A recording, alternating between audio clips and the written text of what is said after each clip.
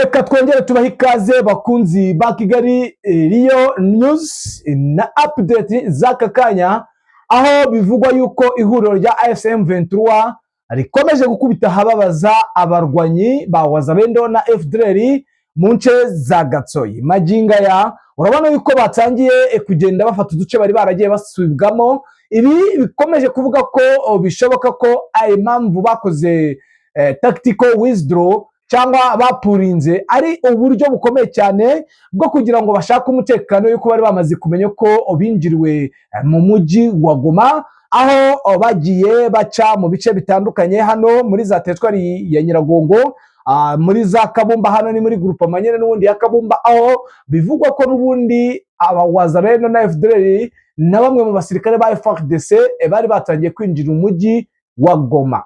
Si ibyo gusa, hari agace kabaye Tsombe urakamenya kegere hafi za Gatoyi, ndetse uramenya byimazeyo icyo bari kuvuga, bari gutangaza sahiyi nyuma yuko bivuzwe ko abakuba bari buve muri Minova. Abaturage batangiye kwibaza se Bukavu barayivamo. Ibyo ni ibintu ugiye kumenya sahiyi, biramenyekanye, ukuri kose kugiye ahagaragara. Ni mungu rero tuze turebe page nshya ikomeye y'aka kanya, umenye akantu ku kandi, umenye uko situation ihagaze, ndetse umenye uko byifashe mu bikomeje kugenda biba ndetse n'ibikomeje kugenda bigaragara. Ku murongo wa telefone turi bwakira umuroko wacu Foma aduhe ibyo n'ibyo, aduhe situation, aduhe uko byifashe, ndetse atujyane kuri frontline ku murongo w'imbere y'urugamba, ubundi tumenye uko situation ihagaze. Ni mungu rero tuze turebere hamwe uko byifashe maginga ya, ndetse turebe nuko bihagaze, aho bivugwa yuko bikomeje kugenda biba bibi cyane, ndetse bwana General Sultan Makenga uretse impinduka yakoze yo gupuringa abarwanyi mu bice bigiye bitandukanye, yatangiye guhindura n'abayoboye urugamba mu bice bigiye bitandukanye. Ese General Byamungu agiye kuyobora hehe warushinzwe site Kivu?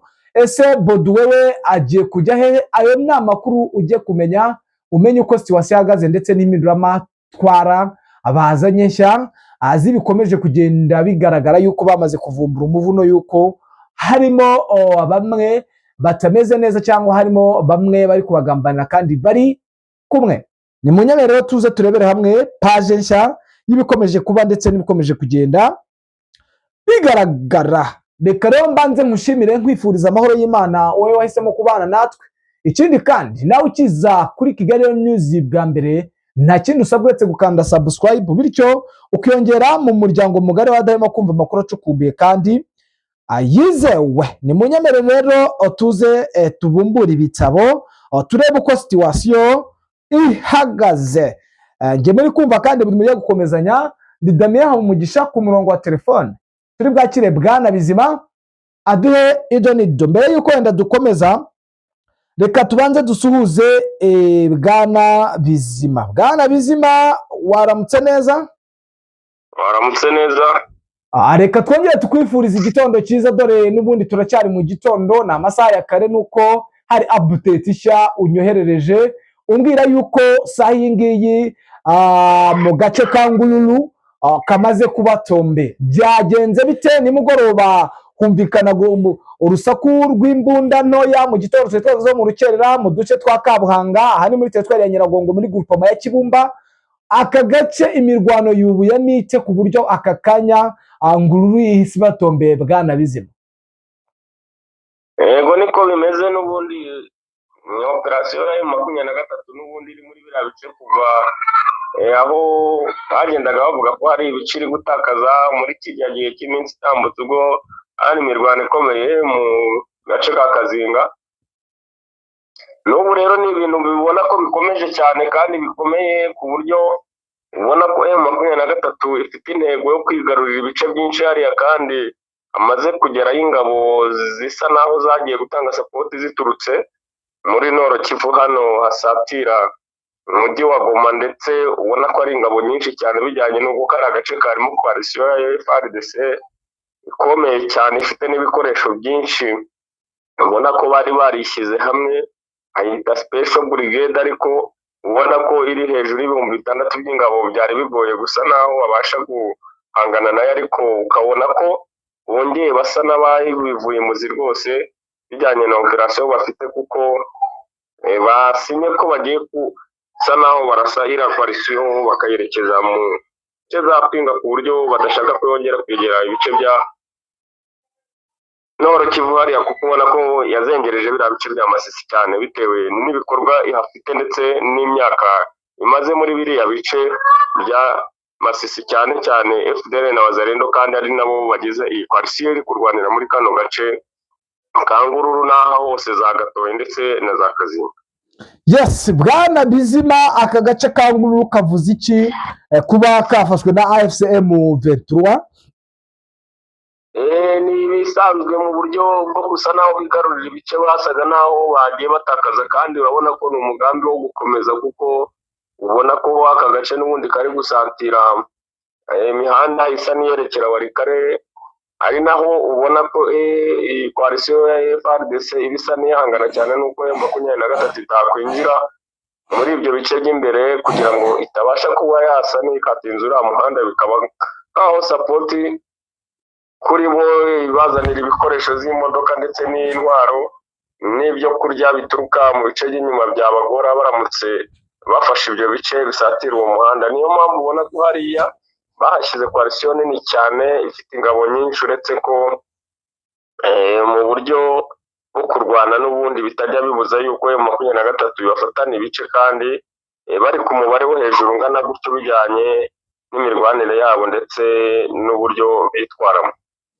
Yes, bwana Bizima, mu yandi makuru biravugwa yuko n'ubundi byari byemejwe ko AFCM 23 igomba kujya mu birometero 30, akaba ariyo mpamvu bari bapurinze, ndetse abasesenguzi mu bya politike bakavuga yuko banategetswe kuba bava muri bino bice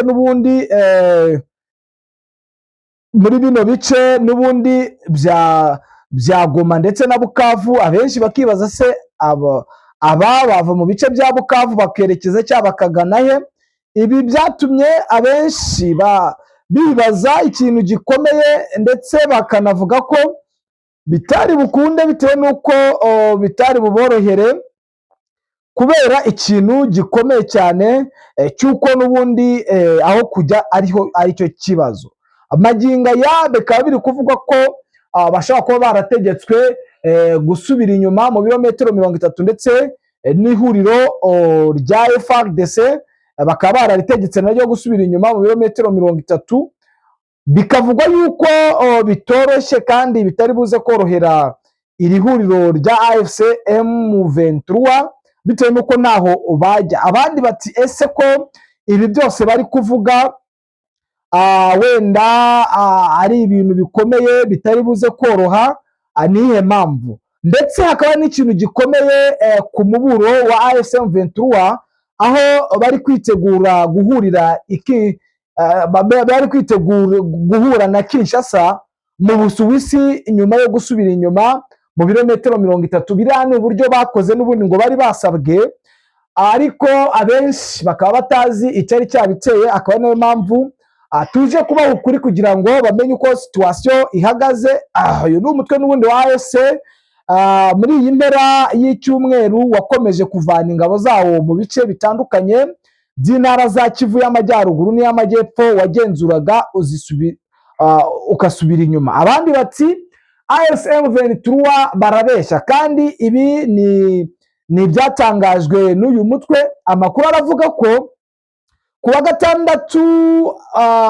kuwa gatandatu AFCM 23 yavanye ingabo zayo mu duce twa Pita Kongo na Bunyantege duherereye mu burengerazuba bwa Kirumba muri Lubero, no mu gace ka Minova ko muri teritwari ya Karehe mu ntara ya Kivu y'Amajyepfo. Utu duce turiyongera ku twa Mpeti, Kanune, Kateku, Bukumbirwa na Rusamambu two muri teritwari ya Warikare.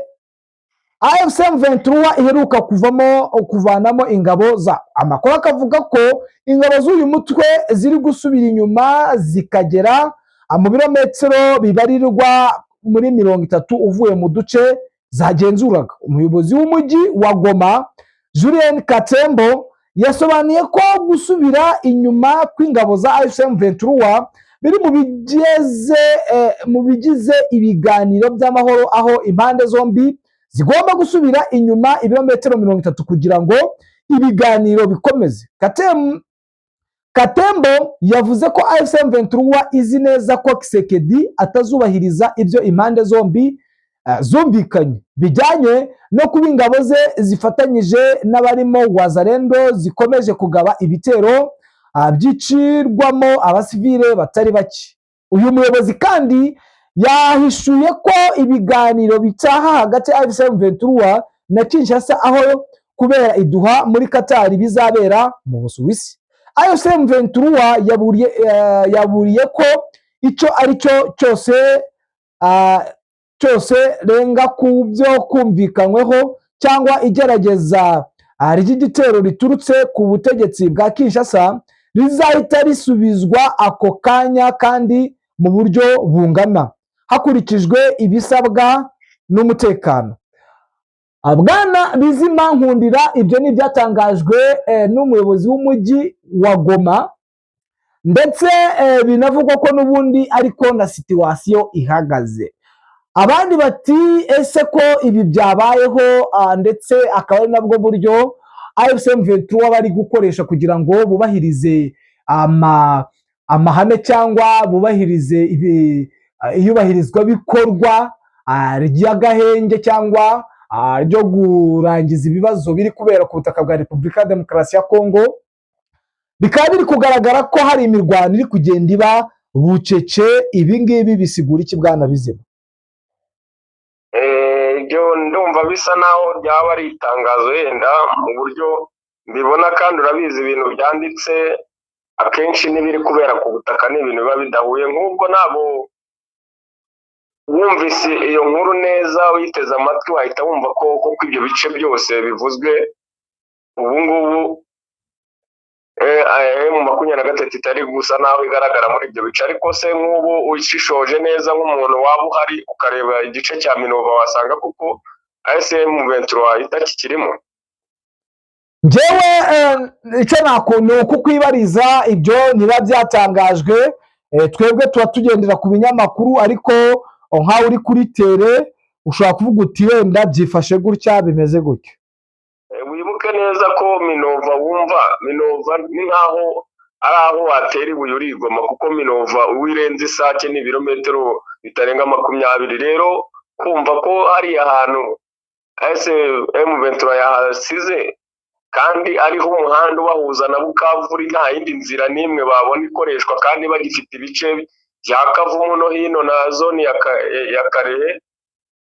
Urumva ni ibintu utahita wiyumvisha uburyo kiriya gice batagifite ubukuru uyu munota. Gusa ni ibintu bavuze, ariko ntago uko bingana kose ibyo bice bitangajwe ntago ariko byashyizwe mu bikorwa, keretse niba yenda nabo politike barayizi ari za propaganda nk'uko FARDC zikoresha, kuko urabizi ko babakura mu bice bamara gusubira inyuma yo yategetswe nayo gusa naho yubahiriza amabwiriza yo gusubira inyuma igahita ibikaba, kandi mu masegonda make ibitero ikabigaba rwose ku buryo bufatika, ko birazwi cyane uhereye no kuri Uvira.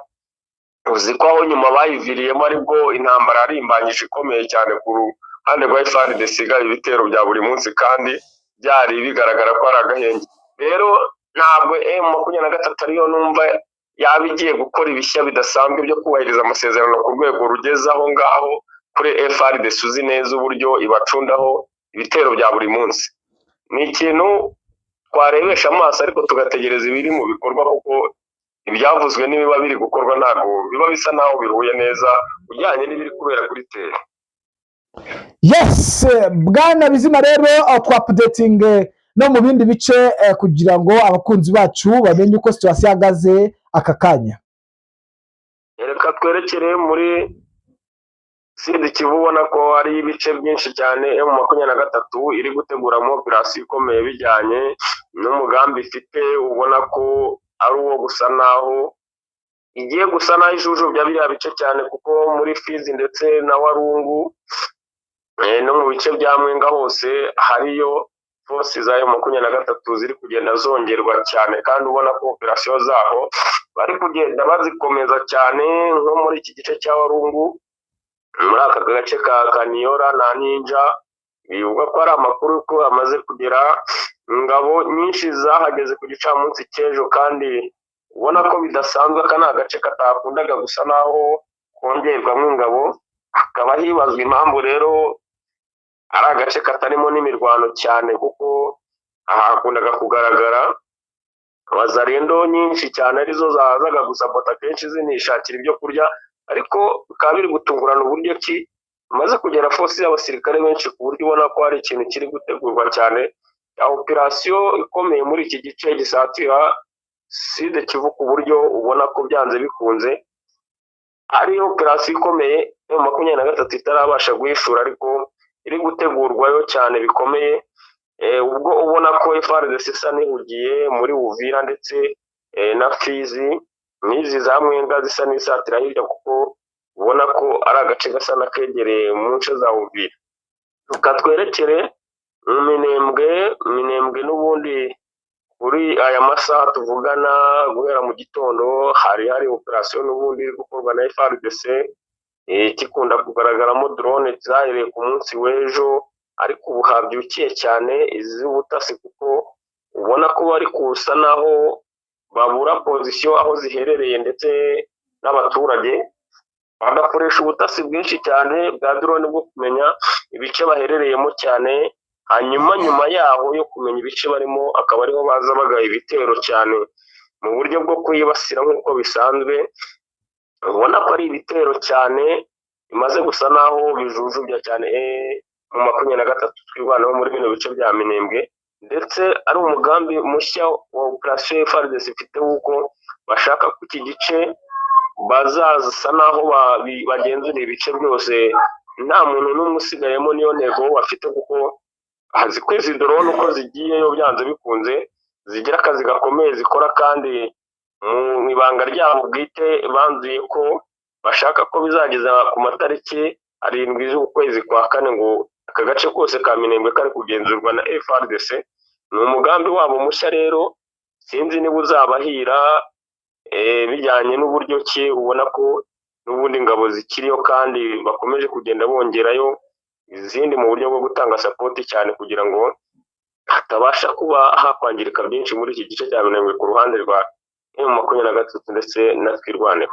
Yes, mu yandi makuru biravugwa yuko nyuma yo guhindura uburyo bw'imirwanire rwa M23 banahinduye n'abasirikare bayoboye imirongo y'imbere y'urugamba. Bikanavuga ko ibiro bya Bwana General Sultan Makenga byari biri Igoma, amagingo yabyimukiye i Bukavu. Ni mu gihe kandi mu basirikare bagiye kuyobora urugamba Byamungu General agiye gusimbura Baudouin, ndetse na bamwe bamufashaga muri biriya bice bya Masisi. Ese Baudouin arerekeza he ndwanyi Karundura? Ni mu gihe operasiyo za Sud Kivu ziri kuyoborwa na Bwana General Sultani Makenga. Ngayo nguko rero impinduka n'ibikomejwe kugenda byibazwa n'abatari bakeya. Ngizo ido nido tuba tubagezeho bakunzi ba Kigali Lion News. Ni munkundire dushimire cyane Bwana Bizima, reka tugushimire. Urakoze nawe. Namwe bakunzi ba Kigali Lion News, reka tubashimire, twihanganisha bikomeye abari muri zone y'intambara ndetse n'abarwayi n'abafite ibibazo muri rusange. Ciao, Imana ikomeze ibane namwe, kubemera icyumweru, tuboneraho kubifuriza icyumweru cyiza, ndetse no tubifuriza no kugira impera z'icyumweru cyiza. Ciao.